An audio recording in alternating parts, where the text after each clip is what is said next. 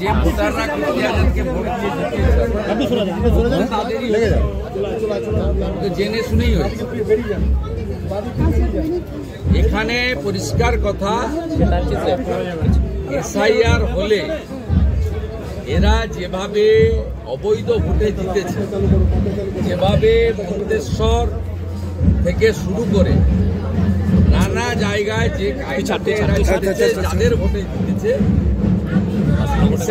ঠিকঠাক মতো হয়, এদের সকলেরই কপালে প্রাক্তন লেখা আছে, এটা আমি বলতে পারি।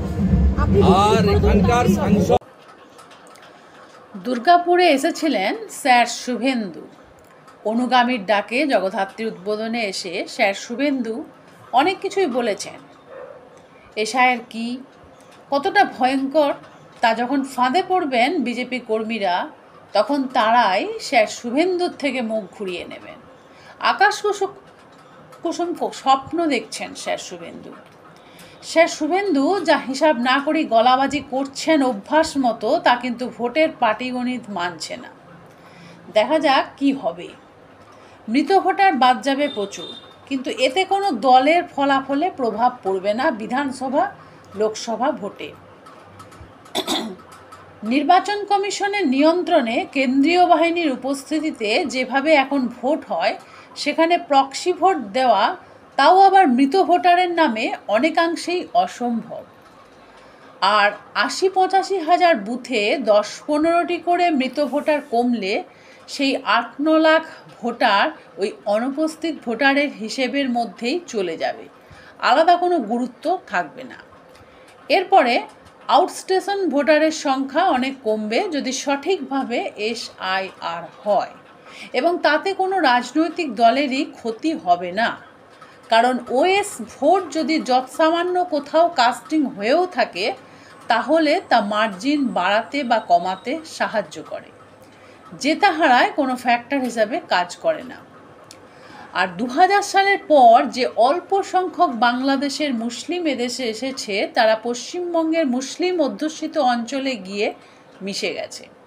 তারা যদি কেউ বাদও যায়, তাতে ওই এলাকার ভোটের জয় পরাজয়ে কোনো ছাপ ফেলবে না। বাংলাদেশ থেকে আসা মুসলিম অনুপ্রবেশকারীরা যারা পশ্চিমবঙ্গের বিভিন্ন রেল লাইনের দুপাশে বা কোনো বিচ্ছিন্ন বস্তিতে বসবাস করছে, তাদের ৯৯% বাম আমলে ২০০০ সালের আগেই এই রাজ্যের ভোটার হয়ে গেছে। তাই তাদের বাদ পড়া নিয়ে লাফিয়ে নিজের মুখ পোড়ানো ছাড়া আর কিছু করার নেই শুভেন্দুর। মতুয়াদের এসআইআরের সাথে ক্যায়ের চক্করে ফেলে বিজেপি আত্মঘাতী সিদ্ধান্ত নিয়ে ফেলেছে অলরেডি। এর থেকে মুক্তির আর পথ নেই। মুসলিম অনুপ্রবেশকারীদের সম্বন্ধে কেন্দ্রীয় নেতৃত্বকে ভুলভাল তথ্য দিয়ে মিসগাইড করে মতুয়াদের সংশয়ে ফেলে দিয়েছেন স্যার শুভেন্দু। শ্রমিক ভট্টাচার্য, শান্তনু ঠাকুর, অসীম সরকাররা সেটা বুঝতে পারলেও আর কিছু করার নেই। প্রচুর ইউপি বিহারের মানুষের নাম বাদ যাবে, যাদের নিজেদের রাজ্যের সাথে সাথে বাংলাতেও ভোটার লিস্টে নাম তোলা আছে। বিহারে ভোট যেহেতু আগে, তাই জমি, বাড়ি, সম্পত্তি দখলের ভয়ে অনেকেই নিজেদের বিহারের বাসিন্দা হিসাবে বিহারের ভোটার লিস্ট এসআইআরের নাম তুলিয়েছে। তাদের নাম আপনা আপনি বাদ হয়ে যাবে পশ্চিমবঙ্গের ভোটার লিস্ট থেকে। এই সংখ্যাটা কম করে ৫ থেকে ৬ লক্ষ, এবং এদের শতকরা ৯০% বিজেপির ভোটার।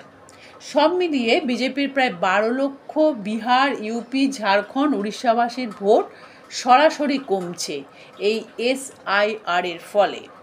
স্যার শুভেন্দুর দলের কোনো লাভ হবে না। আসলে স্যার শুভেন্দু জানেন কোনো উপায় নেই এছাড়া, কারণ কর্মীদের চাঙ্গা রাখতে গল্প শোনাতে হবে।